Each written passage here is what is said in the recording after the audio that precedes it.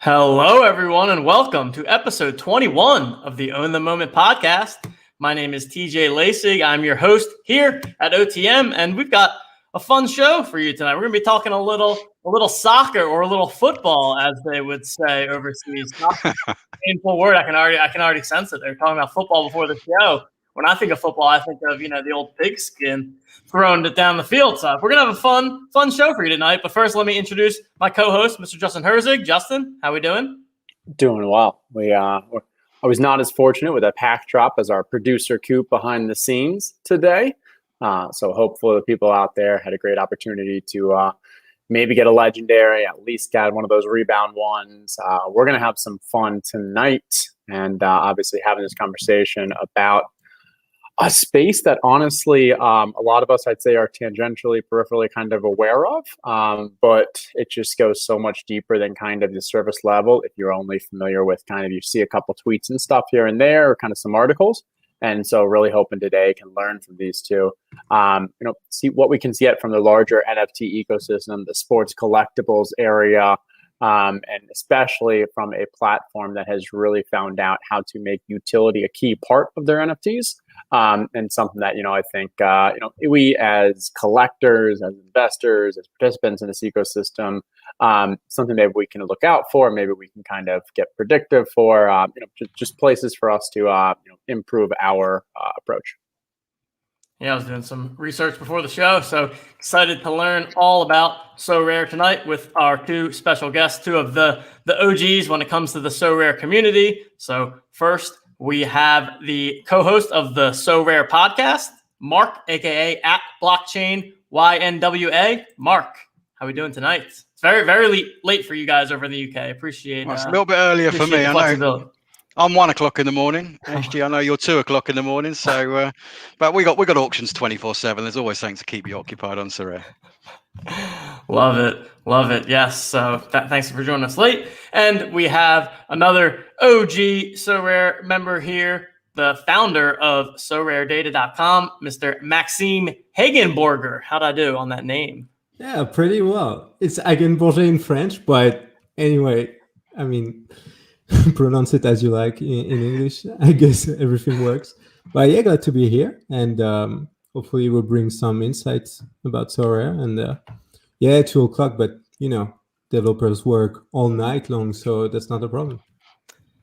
Yes, love the late night grind over in the Top Shot streets. There's not much sleep to be had. Sounds like it's the same case over there with you guys and Sorare. So yeah, let's just kind of start things off. Mark, I think I'll kick it to you to start. So for any of our listeners out there that are not familiar with Sorare, how would you give a kind of brief explanation to someone who is not familiar at all with what Sorare is? I think we've all got slightly different interpretations of how we describe it to friends and people that send you questions by DM. But I think in its purest sense, if you put to one side the NFT part of it, it's a mixture between a hobby of collecting sports cards, and in this case it happens to be football cards, and then combining that with what you guys refer to daily fantasy sports, what we would prefer to say over in Europe, fantasy football, and so using the cards that you own to play out in fantasy football leagues. At the moment it's against a global audience, but I think in the not too distant future we're going to get things like social leagues, and HG through his platform has already created ways in which we can narrow down the competitor base to people that have got certain regions of cards or teams of cards. So yeah, it's fundamentally collecting digital football stickers and letting them play out in tournaments where you can win some serious ETH and some serious cards that have got some nice values.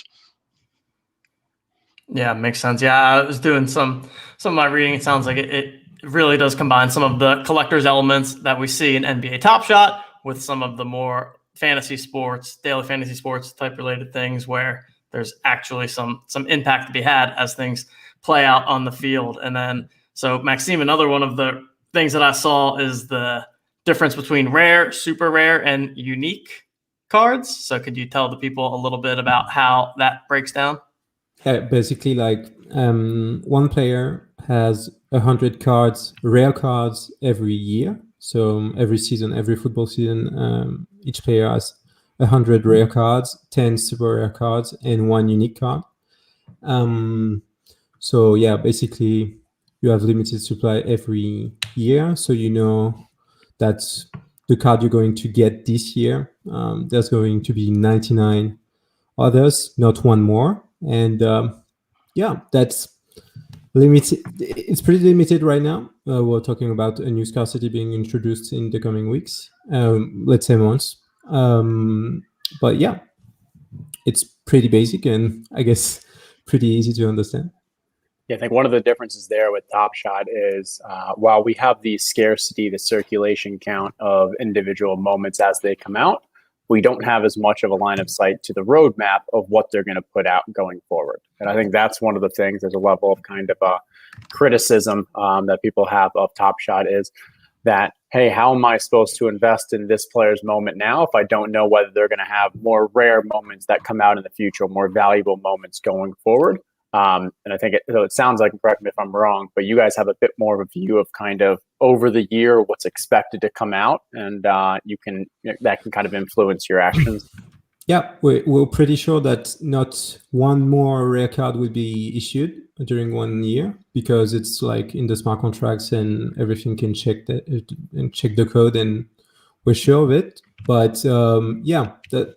I didn't know that about Top Shot, but it seems a bit strange to me that if you're issuing like scarce moments or stuff, any kind of stuff anyway, that you don't have like when you buy it the total number of items that will be issued. It's a bit strange to me, but I guess everything works. But, so the total number of a specific moment is known. Sometimes, but you don't know if that same player could maybe have different moments in the future, right? So in those pack drops that come out, you've got, I started off with the Cosmics, which are out of 30, and then and I've seen some now which are out of, is it 35,000, 30 to 35,000? Correct, 35,000. I've not seen a pack drop which hasn't been fully sold. So you always get all those cards all those moments into circulation. Whereas I think that, again, a difference maybe in Sorare is there is up to 100 rares, 10 super rares, and a unique. But if a player was to transfer to, let's say, an unlicensed team, or we've had, sadly the passing of, Diego Maradona, for example, early on in a season, automatically the count stops there. So there might only be, there are some rare cards where there is actually only one in circulation. The other 99 weren't even produced.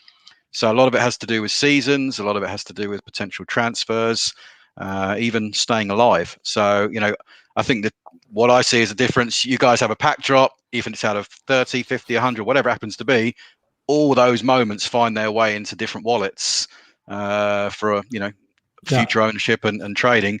Whereas we could have, I know there's not many cards, is there, HG, that actually have a full 100 of 100. Some of the goalkeepers do it. Bodart, yeah. But what's interesting is that you have different dynamics. Let's say when cards are being released, like they're released by basically 10, the first 10 are issued, and you have like high prices for the first 10. And when you go throughout the year, sometimes the price goes a bit down because already 10 cards have been issued, and like maybe people already got their cards. And I think there's a difference between releasing all the moments at the same time and just have like the cards being issued throughout the year. And you can find the right price that you want, but obviously it's not the same selling method between Sorare and Top Shot. I think we'll get to that, but because it's auction, you can find the right price at the right time. If you want to buy a player, let's say you don't want the first card, you wait until the 50th or something and get a good price for it.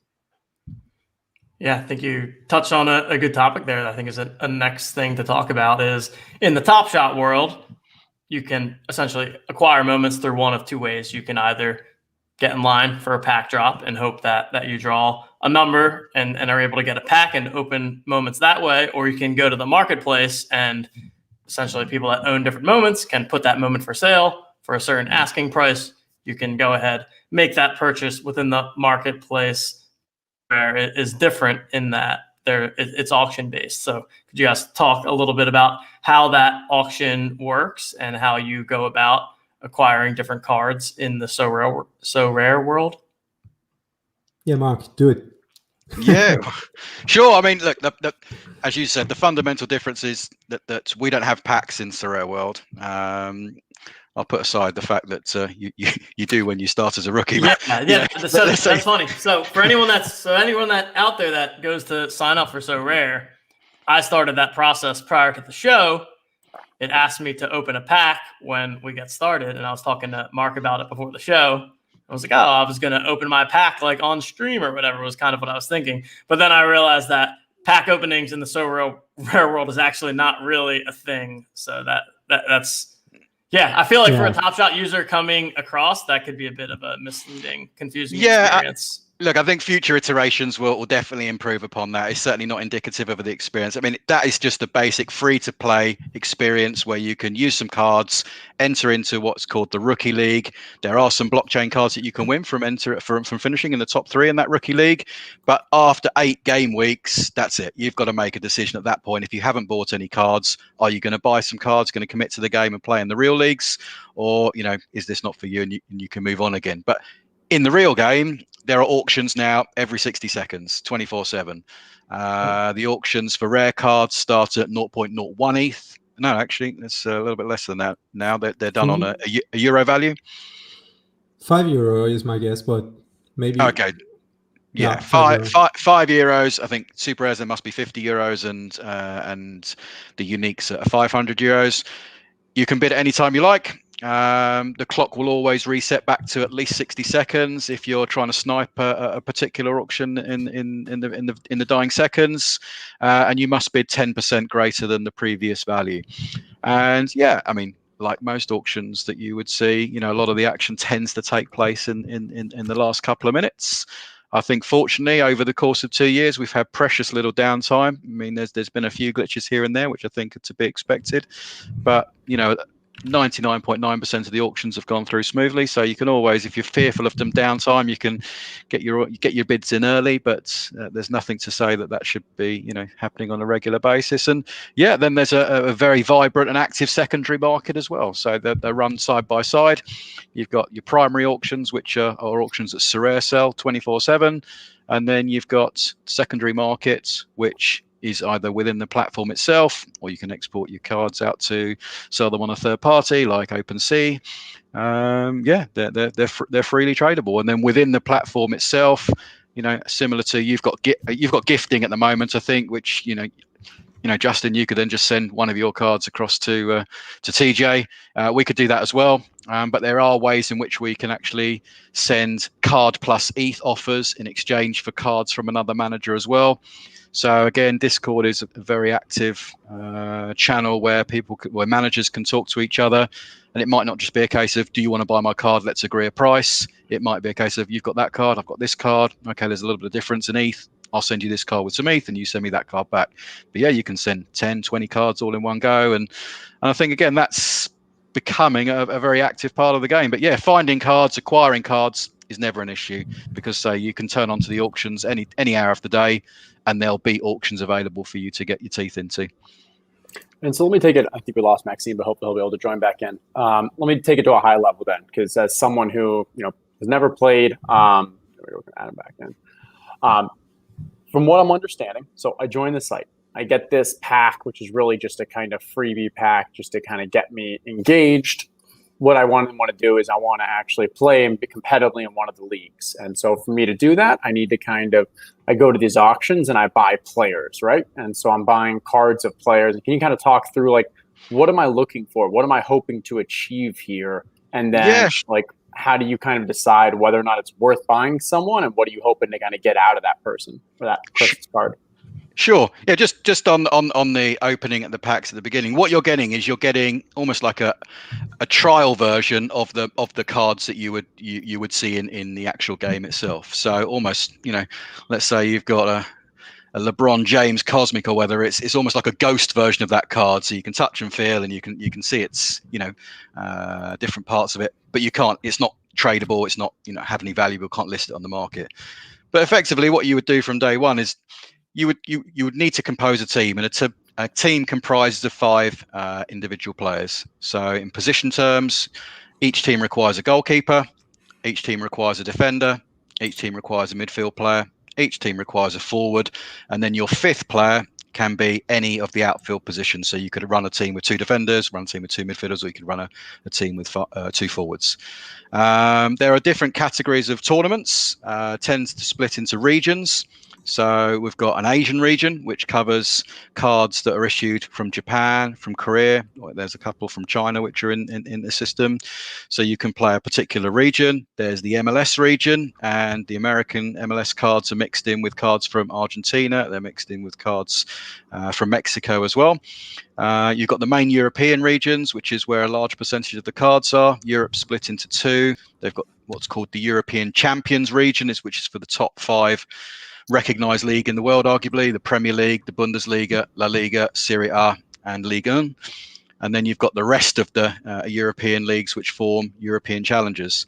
You should probably want to get your head into the seasons of football as well, because again, the MLS has a different season to the traditional European seasons. We run from July, August through till May. You guys are just about to start your season late April and take that through to, I think, November time. So the nice thing is you've got utility for certain cards at different times of the year as well. So you want to pay attention to the calendars, because you could go and buy some great European cards now. The market is starting to level off for European cards because we're coming towards the end of the season. But come middle of May, you're going to get no utility out of these cards until the next European season starts up again in August. So at the moment, people are typically building teams around MLS teams. And into Japan, into Korea, who have just started their seasons and are going to, again, be active all the way and through till November, December. But I think, again, there's so many good tutorials from the community that will cater to managers coming in from different backgrounds, whether that's geographically, whether that's financially.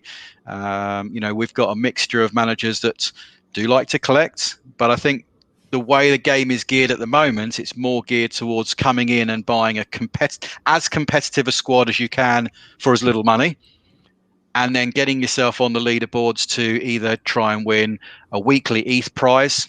So there's certain thresholds that if your players achieve certain points within a week, you can receive a 0.01 or 0.02 ETH payout. So you're playing against the game effectively.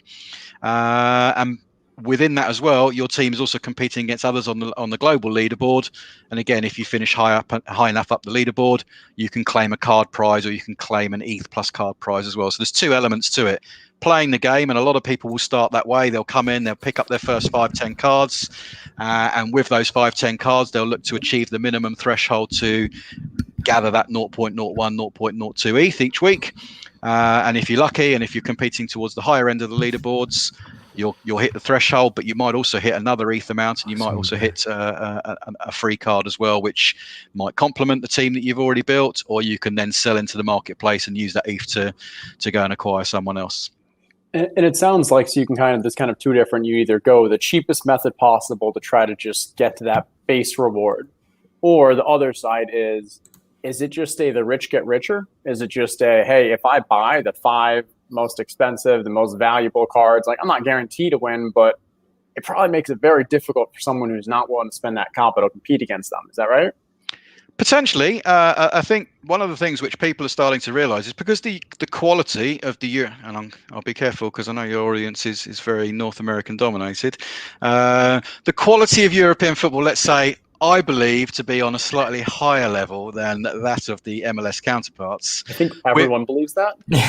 Okay, but with that said, you're going to get a lot more goal action, you're going to get a lot more errors, and typically a game in Europe, which might be 1-0, 2-0, and everybody maybe flatlines with an average of 55, 60 points, you are actually getting some big standout scores. And when you look at our global all-star leaderboard, where you can field 5 players from any region, any combination, what you tend to find is that the outliers that are hitting the 90 and the 100 points are these obscure guys from Japan or Korea or America, whereas the bigger names like the Mbappes, and the Mo Salahs and the Ronaldos, they might be hitting 70 or 80, but the chances are there's always going to be someone in the database that you've not heard of that comes in and trumps that with a higher score. But to answer your question directly, yes, at the end of the day, the value of those cards also, I believe, has more longer term residual value, because an Mbappe today or Ronaldo today or someone who's got a global reputation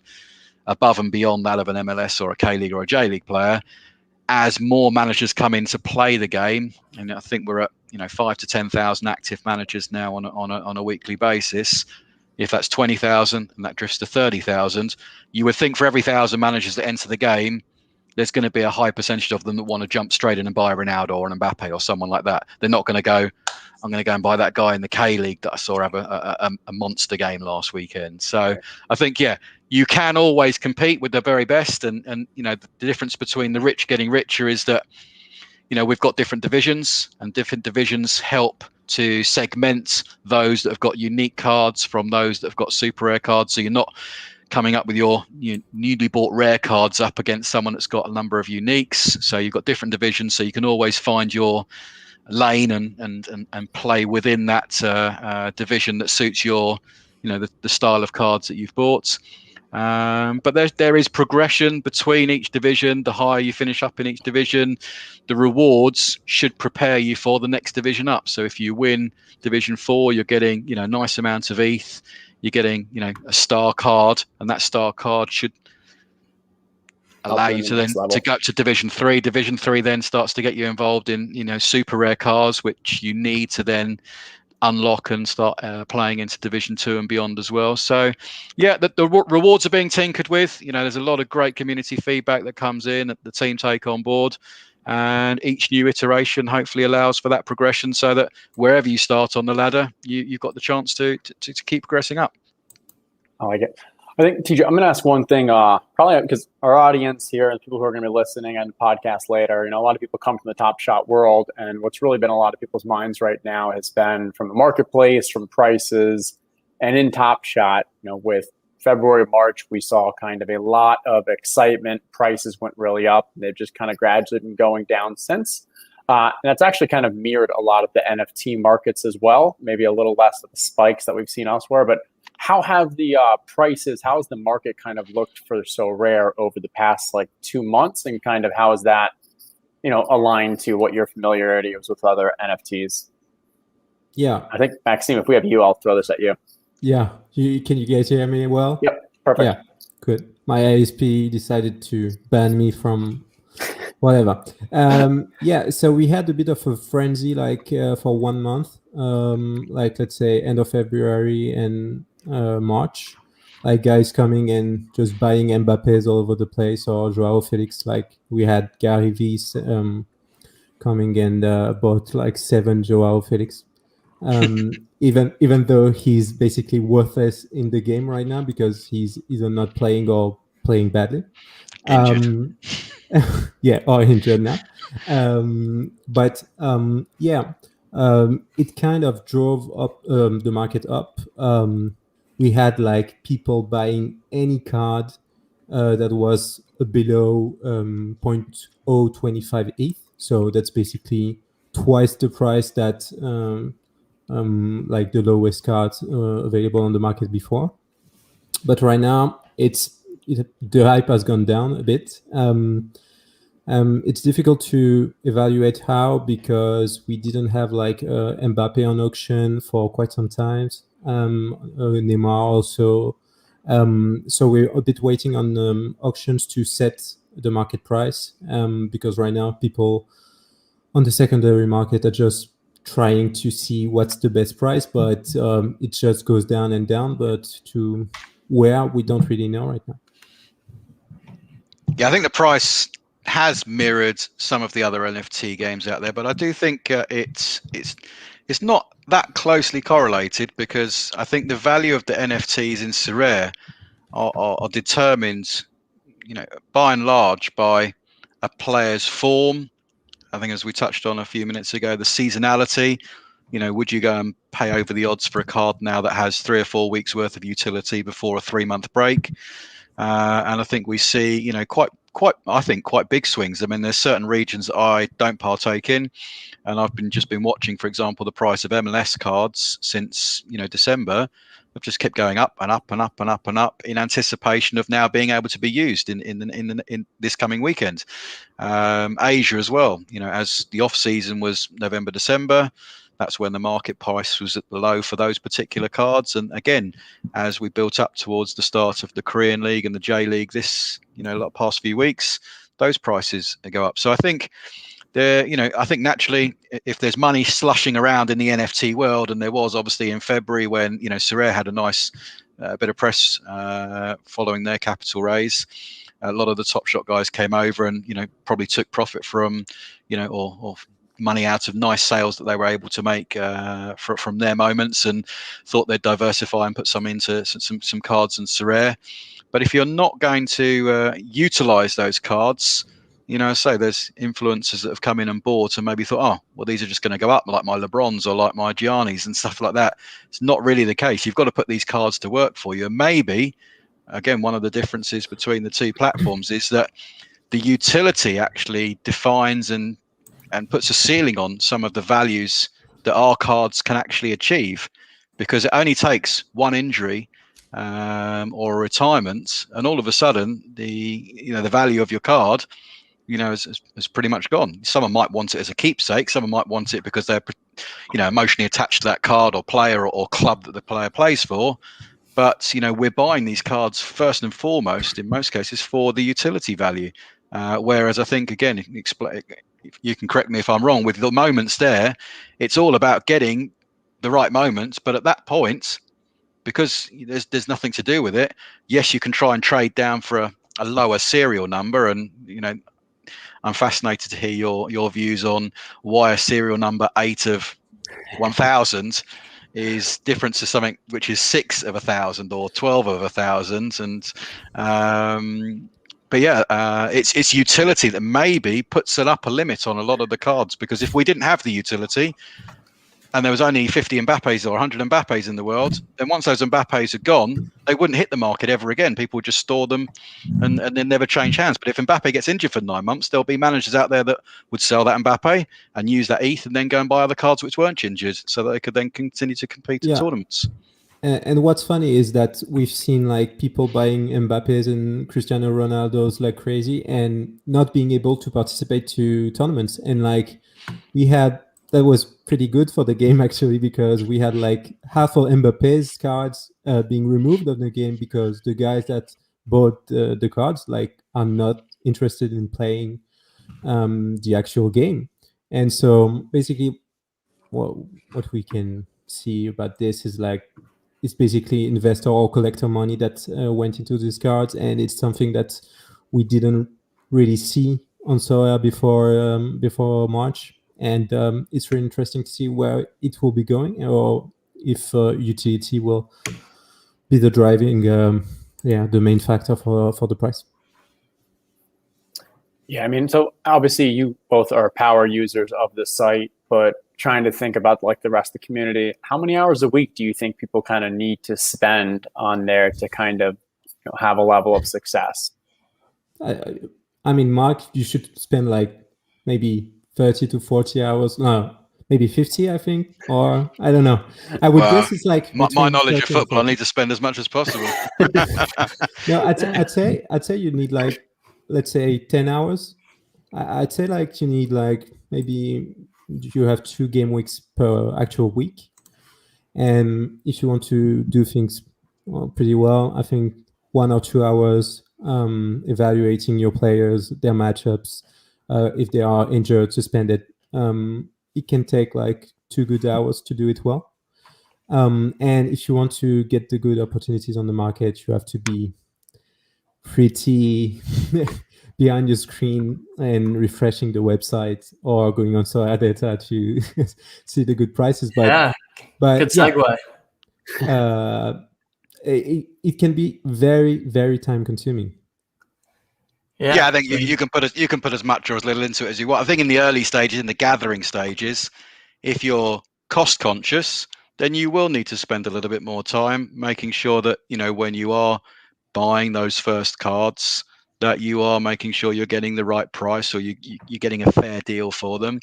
You know, we've had, again, users that come in that clearly don't have that level of patience, and they'll go and snaffle up stuff off the market without even looking maybe at the secondary market. Maybe the price discovery isn't there, or they want a clean card straight off the auction. And so there's always going to be, you know, some anomalies there. But I think most people come in, and to say, because there's so many good community curated content from the community now, whether that be through video tutorials, you know, pods like this, you know, through, you know, the hard work, you know, HG's done in pretty much showing all the data that's possible on every single historical card, and it's all there for the taking. So, and it's no surprise that the managers that tend to feature towards the higher end of the leaderboards are the ones that you can tell they know their stuff. They probably spend a lot of time watching football. And once you've got your cards in your collection, or once you're comfortable with the amount of cards that you've got in your collection, then it is, as HG said, just a case of setting aside the time on the 2 days of the week to set your teams and get make sure you don't put in an injured player or someone that's suspended by mistake. So just making sure that you read basic sports news to make sure you don't trip yourself up. But until you've got your collection, or and even when you have, there's probably you always got one eye on, oh, if only I could maybe trade him out, and I'll get this one instead. He's an upgrade on someone that I've got in my collection. There's always something you can be doing, and there's always things that you can be reading and learning from other members of the community as well. Yeah, I know you mentioned like from the venture capital money that came in. Like there were definitely some big names. I think it was Alexis Ohanian, the co-founder of Reddit, Serena Williams' husband. I know Gary Vee is one of the investors. I believe just yesterday, Daryl Morey, the president of basketball operations, I believe, right now for the Sixers, just tweeted yesterday about Sorare as well. So I mean, definitely still has a lot of momentum and stuff. It'll be interesting to see kind of going forward how that market kind of is impacted by not just the kind of one-off hype, but just more kind of growth. Can I ask you guys a question? Because we've just recently had some actual football players come into the game and they get a verified tick now. We actually had Anton Griezmann from Barcelona pick up his first unique card today in a really interesting auction early this morning. In terms of basketball players, are they getting involved in Top Shop, and how are they getting involved in the game and helping the growth on your side? Yeah, so just for starters, the NBA and the NBA Players Association are both heavily engaged as partners to Dapper Labs. So there's already that kind of, I'd say, top-down support. And then a lot of the kind of organic interactions have been bottoms up. So you probably have about 30 to 40 players that have accounts on the site, and you probably have about 5 to 10, maybe 5 to 15 that are like, I'd say, very active. Like one player, Harrison Barnes, has been one of the most kind of active buyers over the past month or so. You have another one, his name's Josh Hart, who like is just loves it from a game perspective, is buying up a bunch, he's getting packs, he's doing live streams to show the opening of those packs and such. And then you're starting to get like the kind of smack talk on the court. So you've gotten some like quotes from players talking about like, oh, you're going to top shot that, or like, oh, you know, I'll show you that top shot highlight. And it's cool just to see, like, I think there is a natural engagement that's just fun aspect to it. And obviously, like, Top Shot's more than happy to like, hey, yeah, you want to promote our product? I'm like, yeah, we'll throw you a couple packs and stuff, or we'll put you on our live stream and such. And there haven't been any kind of like formal, like big marketing pushes around it, but there's just been kind of more that bottoms up. The players actually are interested in. Similar to football, the NBA, they're 19, 18 when they, 19, 20 when they're joining the league. So like you've got young kids who have grown up playing these more kind of video game styles, if it's FIFA or whatever, and see the kind of, similarities of this kind of card collecting, even if they weren't physical card collectors. That digital aspect to it, I think, is very engaging. No, I think for me personally, it's a buzz when you've got players that you want to go and first collect, but then the chance of them actually then discovering the game and then playing the game themselves, and then at some point, doing battle against them on the leaderboard with or without their own cards. It's pretty fun. Yeah, and I mean, like, one of the things is because it's blockchain, you can see when a player buys and owns a card, and so there's talk about like, hey, if this player shows that they had ownership of it, is that kind of like you go to a football game and a player gives you your cleats or something, or your jersey or something, like, and how do you know that was actually that person's cleat? Well, you don't truly know, but here, if you buy that moment from them, you can prove through provenance that this was held by that player, and it kind of gives a level of kind of a unique authenticity, almost like a signature kind of thing. Yeah, about blockchain, what do you think? What do you guys think about, and what the community think about, like, Flow, Dapper Labs, and not being on Ethereum right now? Is that seen like a problem, an advantage, or just whatever? I think in general, probably more of a strength, because Dapper Labs started with CryptoKitties and the problems that CryptoKitties had on Ethereum, kind of just shutting down the network when there was that high transaction in 2017. And now more recently, the people who do have engagement with Ethereum, the gas fees and everything and all that kind of pain. And when you're working with Flow, like, for the most part, you don't really even know you're using a blockchain, other than kind of like the whole, like, okay, I can use crypto to put it on Dapper Labs and to put my Dapper dollars and stuff and make purchases. And I think the real blockchain components just come in when you're like, okay, someone explains to you why you're able to see all these transactions. Someone explained, like, our website, OTM NFT, like, why you're able to be able to see and get access to all this data. Okay, well, because of the blockchain. Then you may have a conversation about what the blockchain is and what benefits it has. But for the majority of users, you can be a Top Shot user, go through the entire experience, marketplace, showcases, opening packs, and not really know what blockchain is or why it's important. And I think that's actually one of the best ways that blockchain is used. Cool to know. Yeah, I have more like a tech opinion on the subject, so yeah, but it's interesting to get your opinion on this, because what I've seen on Dapper especially was withdrawal issues, like having to wait for many days to get your money. Is that solved now, or is it like, did you guys have had any problem with it? Yeah, so I mean, I would say there have definitely been some challenges with Dapper Labs, the team. And I guess I wouldn't say that that's really a blockchain issue, but I understand why you can be like, okay, the lack of decentralization. Withdrawals is more of a know your customer, anti-money laundering, and just them going through the process. So I guess you could say, because there's more of a central organization that's actually doing the onboarding and offboarding, they're the ones who kind of oversee that money aspect.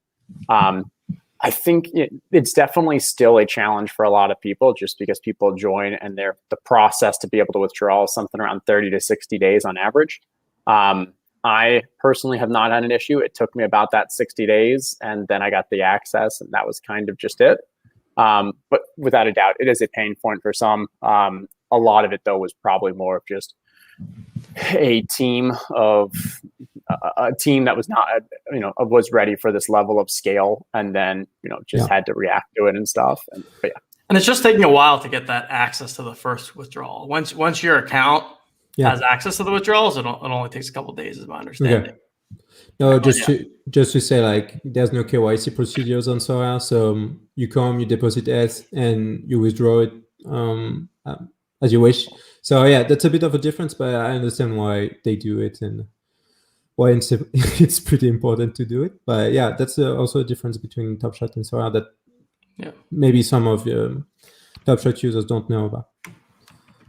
I think that's interesting. I mean, so I come from the enterprise blockchain space, and we're always talking with clients around like whether you should use a public or private, permission or permissionless blockchain, and kind of what those benefits are.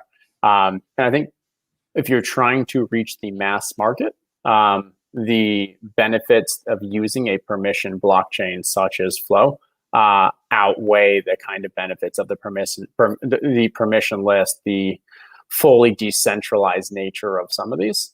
And I think there's this level of lack of, I don't know, understanding of some of the criticisms of Dapper Labs and the Top Shot is, oh, you don't really ever actually own those NFTs because you're still relying upon flow, and if flow shut down, like, are you really going to be able to take them off of a network that doesn't exist? Like, are you going to go pay to fund that network and build it back up? And like, I understand these tech arguments. And to be honest, I personally feel that there's also a level of that for Ethereum too. You still are dependent upon this, even your NFTs on Ethereum are still dependent upon that network continuing to exist and not go through a hard fork or some craziness. Now, what is more reliable? Long-term viability of Flow or Ethereum. I think most would probably feel Ethereum, but like, I think these risks still exist from a technology stance, and just got to figure out what you're willing to give up and what benefits you want to gain. Yeah, I guess I guess on Ethereum, it's more like a company issue. Like if Sorare stops to operate, for some example, because of some reason, legal reasons, for some example, your NFTs still exist, but basically someone could build a company or a game around old Sorare NFTs, but they are basically worthless. And I guess it's not about the blockchain. It's pretty much about the company and trusting them to build a product and deliver over the long time, instead of either Ethereum will have miners issues or stuff like that. So, and I guess that people like Mark, who were there from the beginning, maybe look like kind of crazy people to have spent money on digital cards that were bought by like 10 people at the beginning. And the recent 50 million fundraising like validated all the pre and said, okay, that's legit. We can now invest money in this because we're pretty sure it's going all the way and it's going to be a mature product in like 2 or 3 years. So and it's pretty interesting to see all users that are coming from the crypto space and the blockchain space are like focusing on Sorare being a trustable company. Like if they do something that is even remotely shady or a mistake, they're like, can we trust you? Can we trust you? And people don't realize that blockchain is actually a thing, or it's actually interesting, like to certify that you actually own an NFT. They just like, is Sorare going to make it, and is Sorare going to make my NFT like last a lifetime? Yeah, and I think to that point, I mean, I'm a huge proponent of, if I'm trying to evaluate the viability of NFTs and the long-term, value of them, it's all about the community aspect, and community is probably built around the product too. So product comes into play. If I'm buying digital art, I'd rather use Ethereum. I'd rather use something where if that artist something happens to that artist, or like I'm not locked into an ecosystem around art. For something like Top Shot or Sorare, like, it's only going to be successful, it's only going to have any value if there's still a product who is running this game, if there's still a product who is actually, continuing to make these and having the relationship with the NBA. I guess maybe you could say in 5 years, like, would my most valuable moment still have value if Top Shot disappeared? Like, maybe they have some historical significance of like this company that existed but then disappeared. Maybe. And like, would I then want to make sure I can get them off Flow? Like, yeah, probably. But I think more likely they're only going to have value if this company and your product has that long-term success as well. And so I agree with you there. Like, it's more important for me to be bought into the product and the company than me trying to worry about like, oh, well, what if this company fails? Then while I still have an opportunity to get my money, like, it's not going to matter anyways. You're making a bet on startup. What about a scenario whereby, we're playing our game intensely, you're playing your game intensely? I say I've got a partner in California who's built up, a sizable Top Shot collection. So shout out to Glorious 101. I thought I'd give him a plug there. At some point, we've done off the book transactions where I've traded Sorare cards for Top Shot moments. And fast forwarding, may only be a year, 2 years from now, I'm sure you guys are looking forward to other North American sports. A lot of other sporting franchises coming in and replicating the success of Top Shot and Sorare. There might be other sports as well. For me as a digital collector, if I want to trade my Mbappe for a LeBron at the moment, we're reliant on the fact that they're on completely different networks, until there's still that, okay, someone's got to take that leap of faith to say, I'll send you this and then you send me that back in return. And I can imagine in the future the fact that there'll be NFL, NHL, NBA, MLB, football, and there'll be people wanting to trade serious cards for serious cards across different genres of sports as well.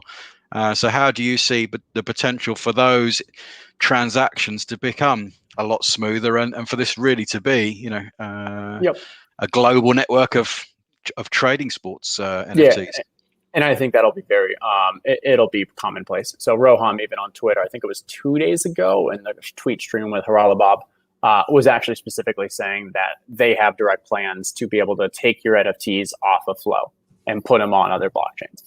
And then you'd be able to say, okay, we can go on OpenSea and we can actually make a transaction. I believe there's going to be a variety of marketplaces where you can buy and sell these various sport collectibles, not just the marketplace for that site.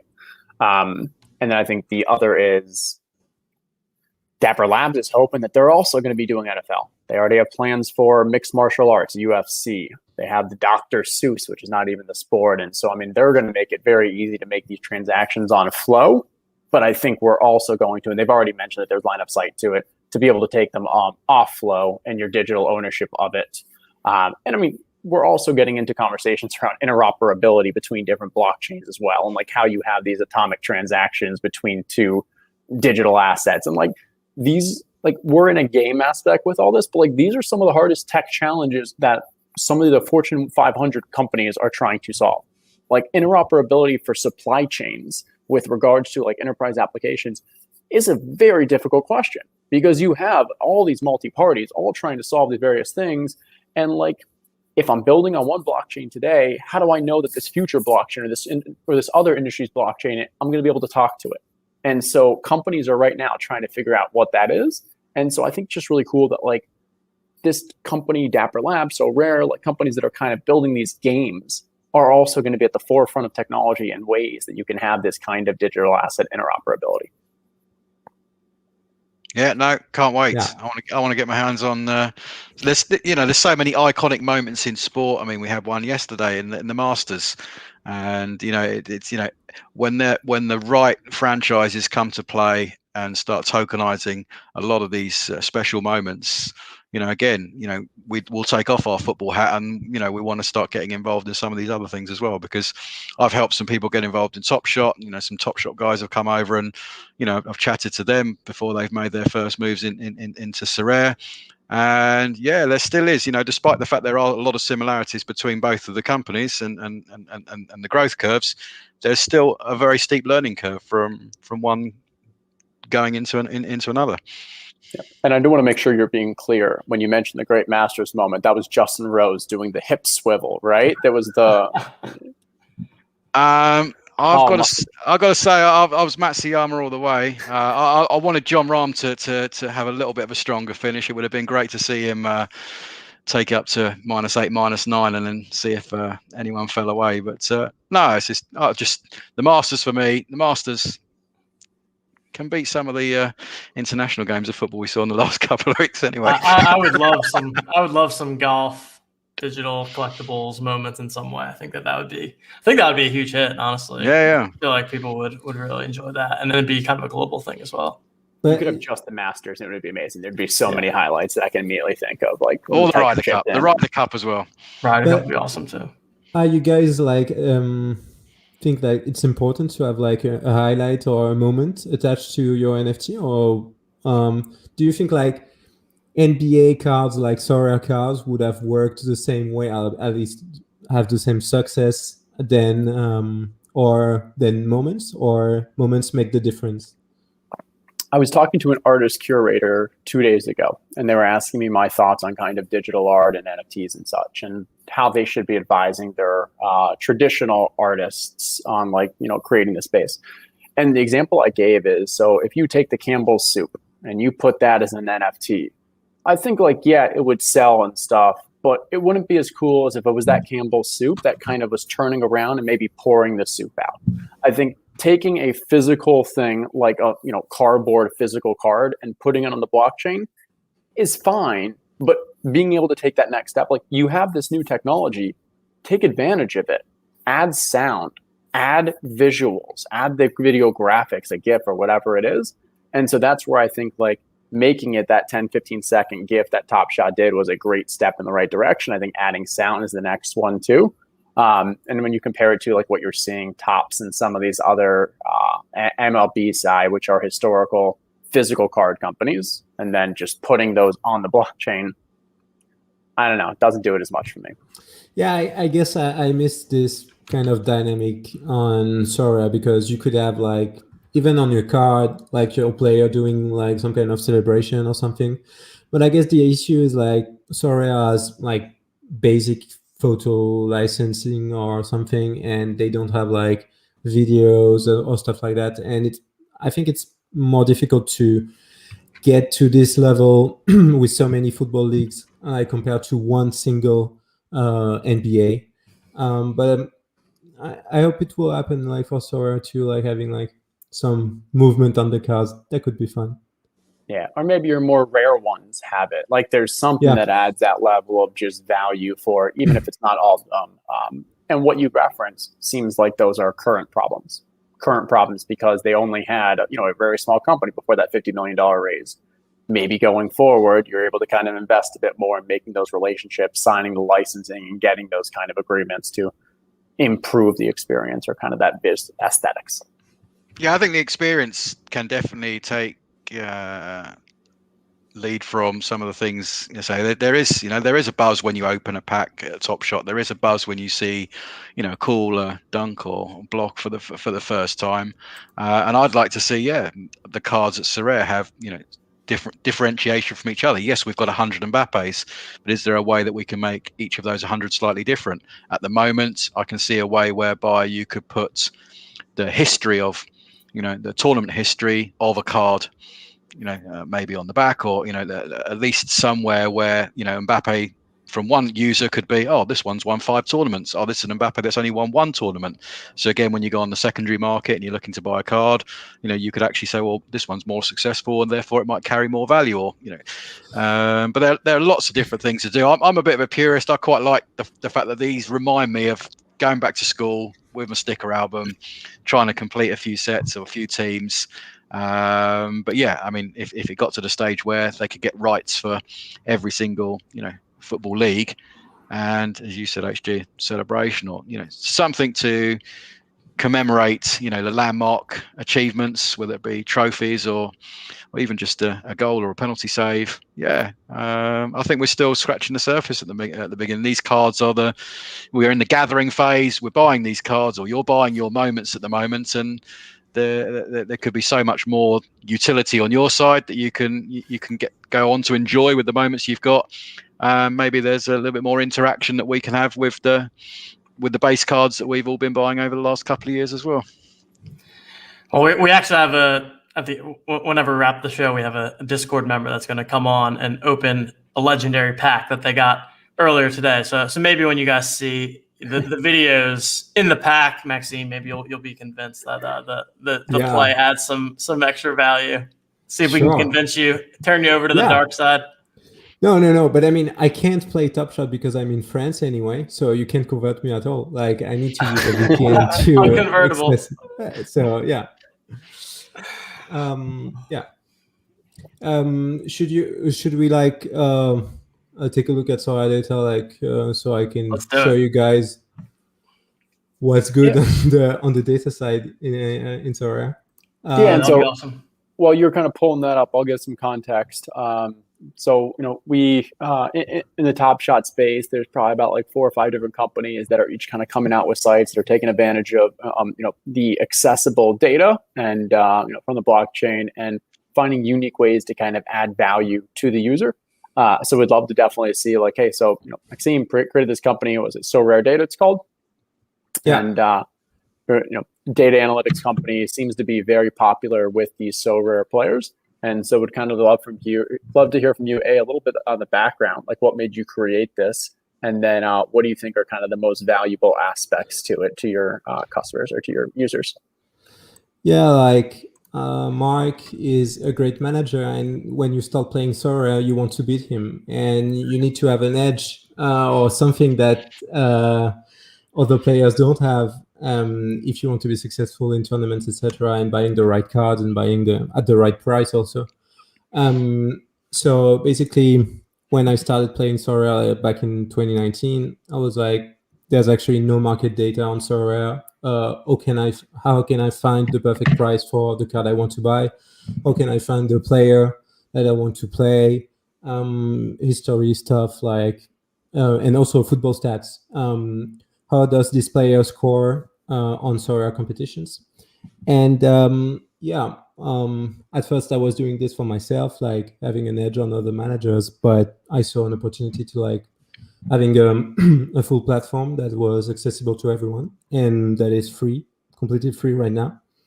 And so basically when you get on the homepage, like you have basic data, like what's the volume over the last 24 hours or all time, and then you go and see the next cards that are on auction, and you can see like the best market price, so the lowest ask for a card. You can see the 1 month's average price of a card, and also a quick overlook of the past performances from a player.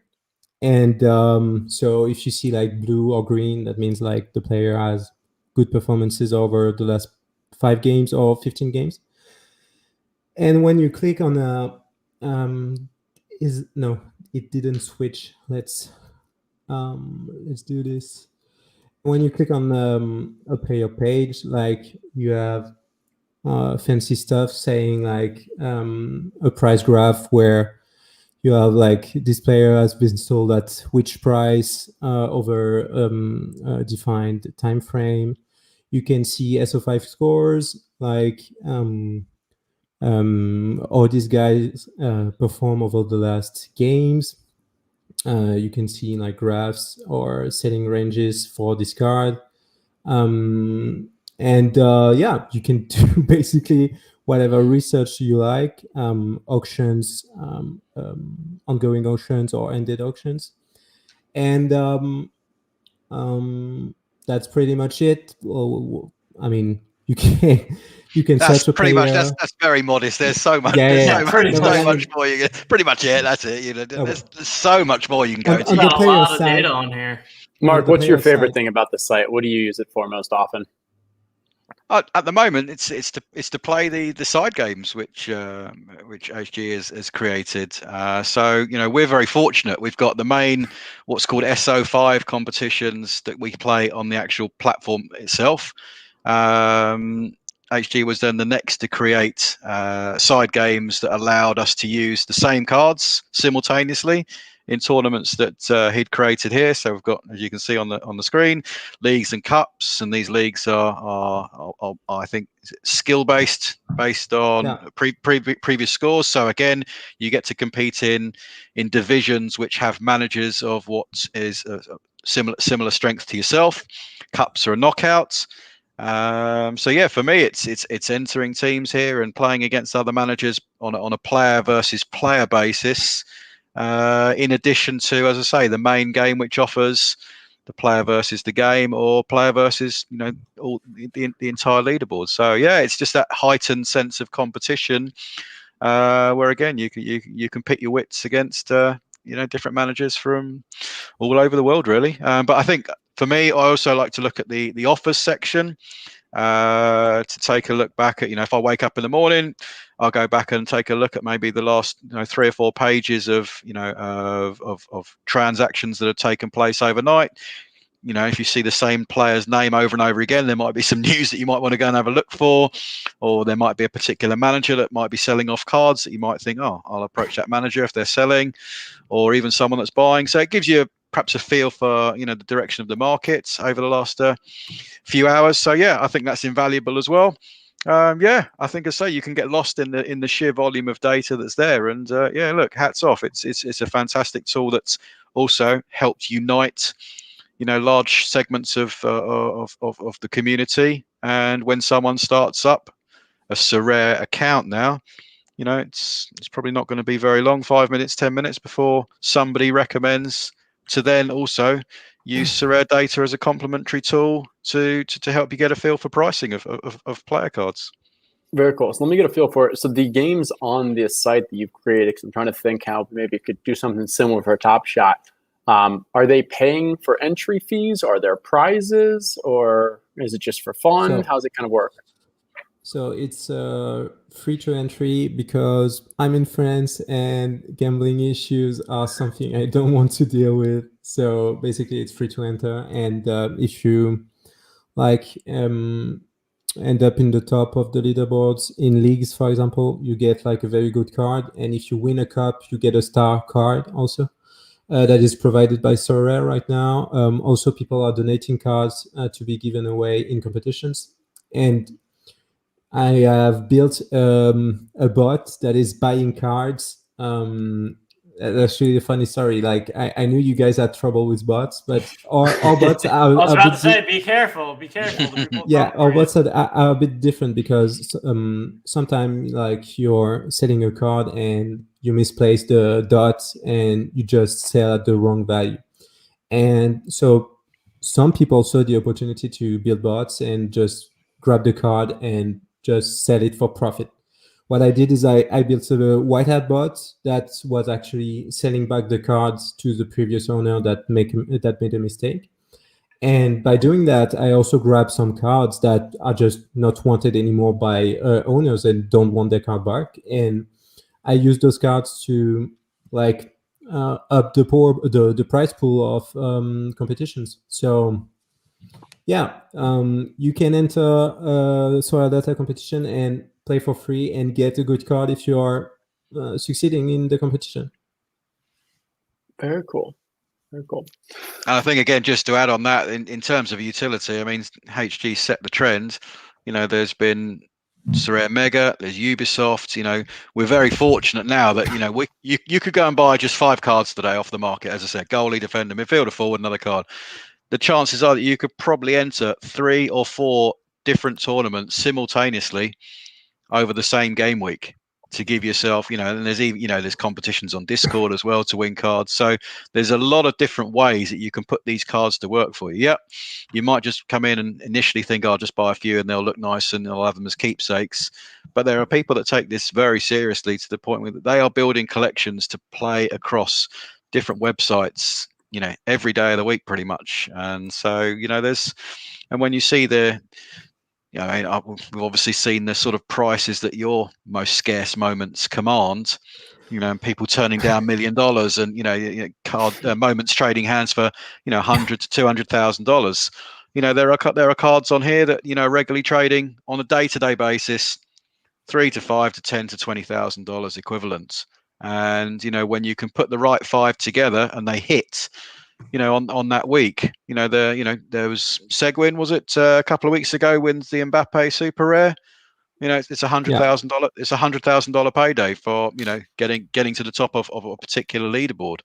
And okay, that was an exception because Mbappe was on fire at the time. That's like winning a LeBron moment. But on a regular basis, I would estimate there's a good $100,000 to $200,000 worth of cards and ETH, which are being won by managers playing the game, and it's there for the taking. So you can sort of see why the values are pegged to the utility like they are. Yeah, I think this is awesome. I think there's a lot that can be learned just from a utility aspect, and whether it is Top Shot building it or whether it is, we do have one called Swish, but like third parties, kind of similar to what we've seen here. But no, this is just fantastic to see. Yeah, but I like it's like Sorare Data has like it's been built like for 10 months or something. So I think you have to give time also to the Top Shot ecosystem to build its own tools and its own side games. But yeah, I think like obviously using moments will be definitely key for users to continue buying moments and not just look at the collection side, but also the utility side. And I know you guys, like in the US, are a big fan of DFS, and I mean, it's very popular. Unless, like, it's not very popular in France or in some part of Europe, so it's a bit different. But I think like some third parties will definitely create some amazing games, and also why not Dapper Labs also create games, and that could also be using other cards that they will be building in other platforms or other games. I mean, the main side game you guys have got at the moment, if I'm right, is and the thing that I like, one of the thing I like the most, I think, about Top Shot is when you've got certain moments and you've got the ability to then unlock another one by just collecting the right ones.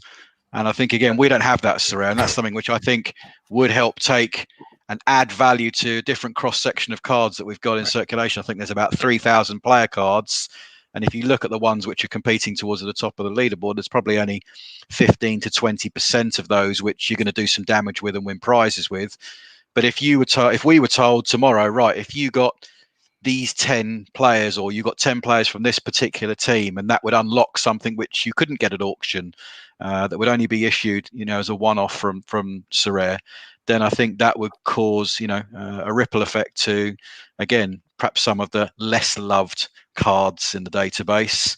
And if they were given utility in a different way, I think, again, that could ignite and awaken perhaps more of the collectors within the game, because I see that every time Glorious was like, okay, right, we need to go and find this one, and this one, because this one's up for grabs that you can't get in a pack, then that's exciting. And I think that's something which we may be missing, and hopefully will find its way into Sorare at some point.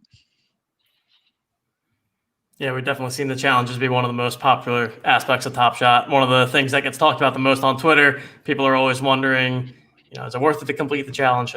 Should I be going for it? Should I sell my challenge moments? So yeah, I think that would probably be a nice addition to the Sorare experience too. And I just feel like, hopefully the two companies are at least looking at each other a little bit, because I'm sure there's a lot to be learned on both sides, and really excited to see how they both grow over the coming weeks, months, and years.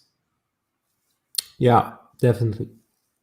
Good TJ, deal. I know it is very early in the morning for these gentlemen. I know. I was going to say, I think it's about time. I don't want to, get them too excited before they go to bed, but I think it's time for us to rip open a legendary pack. Yeah. Let's do it. I'm excited. Anyway, so we've got two folks waiting in the wings here. Let's bring them onto the stream. So we've got producer Coop, and we've got Mike, aka Topo West Coast here. He was able to get a legendary pack. He's got his cap on the wrong way around. He's got his turn it around. Don't recognize you. Gotta fit in. Oh, there it is. So hey, Mike, thanks for joining us. Yeah, Mike is a member of the Own the Moment Discord, aka the Mission Control Center. Said he got a legendary pack, so we thought we would bring him onto the stream tonight so we can let the people know. Producer Coop did get one as well, but we are reserving that for Wednesday night's show. So you'll have to see. Yeah, you'll have to wait for Coops. Looking at this legendary pack for the next 48 hours is going to be wow, a huge challenge. I could barely wait 4 hours, man. All right, let's do it. Did Coop walk you through how to go through the share? I think good luck, I can mate. do this. Let's see here. So there's 17 LeBrons still in a pack. So just so out you of guys the know, 99. I know very little about NBA basketball, and I normally get the worst person in the packs. So there's that. Just want to start. It's all being saved up for tonight. Mike was texting me in the background saying, when is OTM NFT going to be loading in the recent sales because of Top Shot not having that anymore? So if only there was a site I could look up all the data, if I know how to post my pack prices. All If right, you buy coming Sorare in to cards, plug the website. if you buy Sorare cards, you're covered already. So don't hesitate to buy Mbappé tomorrow. All righty. All right, don't forget did you click the share audio? I believe so. All right. Oh, there's audio too. Wow. Good luck, man. All right. Here we go. Here we go. All right, so let's see if we get the sound. What you're going to do is hover. There we go. So before you open anything, hover over the various ones, and you'll see the color. The blue is MGLE, and then there's going to be a multicolor one. That right there is the hollow. So that one last, you think? That one yeah. last. We'll For start sure with last. comment, work it up.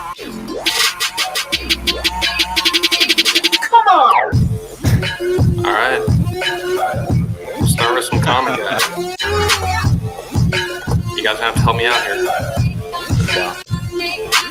All right. Josh Oh, Hart? this is fantastic. So we got Josh Hart. Josh Hart is one of the investors in Capital Lab. He is one of the most active NBA players on the site.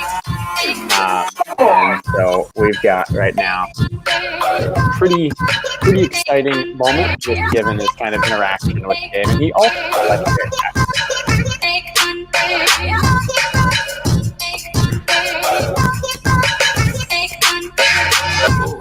Ooh, great Ethereum.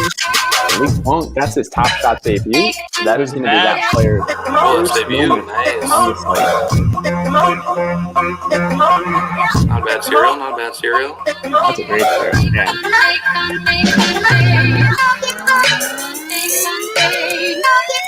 And so for Mark and Maxine, you can see they have these badges that have just been added to show whether They're looking good HD, aren't they? But there's no Nicholas Palois, are they? I need one. we got a Carl Anthony Towns, last 35K, actually pretty high cereal there. Decent little common.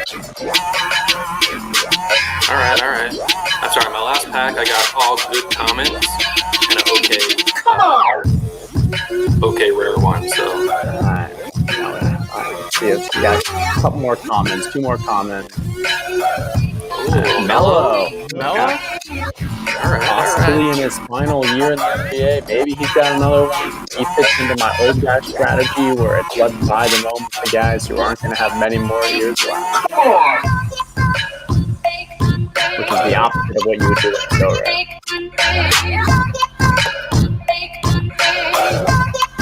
Alright, 2 more comments.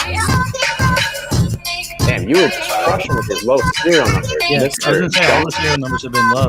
Yeah, Mr. Dunk Bridges. He is just becoming Mr. Top Shot with what he's been doing on the court. Just all these all-star slam dunk dunks. You even got the LaMelo behind the back assist there. I like that. And again, great serial. I think we got top, middle, one more time. Yeah, top middle, and then we're Yeah. ready to go on to the MGLE. Okay. Jamal Murray. The hometown squad. Oh, nice. Yeah. Love with the Nuggets. Nuggets have been on a tear. Exciting to see what they're able to do in the playoffs.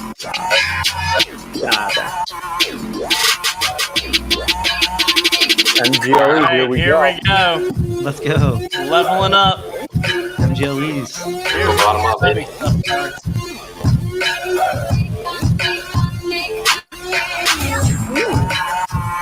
OG. All right. As you guys can see, Mark and Maxine, so the MGLEs are all going to be out at $499. So that's the highest you can get. The previous ones were all $35,000. For the Top Shot debut, the guy's first moment was $12,000. Let's get a 2-digit serial here. This next one, two-digit go. serial. Digit? All right. I think this is the one here. Come on, baby. Come on.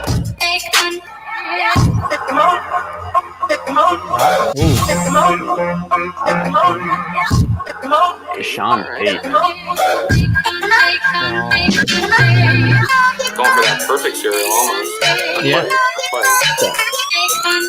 I will say, overall, the MGLEs are a bit light in talent in this release. A little bit hard to tell, but that looks like a pretty in sweet general, the MGLEs that are available. What? You're getting the rookie? You got the 2 badges? Yeah, 2 badges.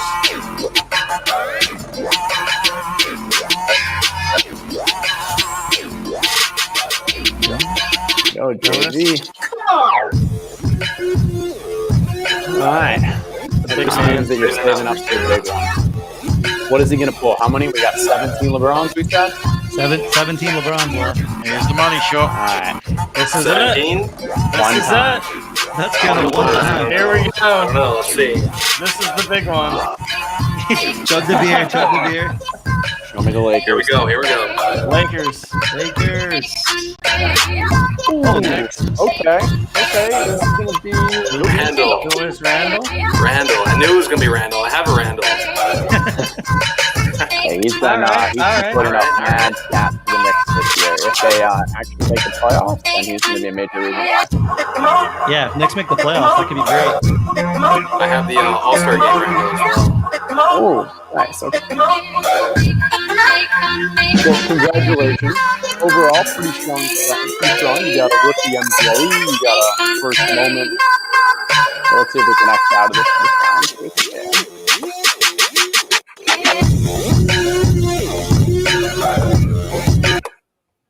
There we go. Well, All righty. that was fun. All right, I gents. want one. I want one.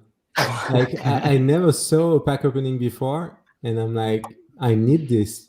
I mean, I understand why you guys are buying so much packs. Like, I want this one. Like, I think I could watch all day a person opening packs, like just on Twitch. Like, I would be down to do that. Like, no, the experience of opening a pack is crazy good. Like, it reminds me of FIFA. I played FIFA quite a bit, and yeah, definitely something we're missing on Sorare right now. Like, why?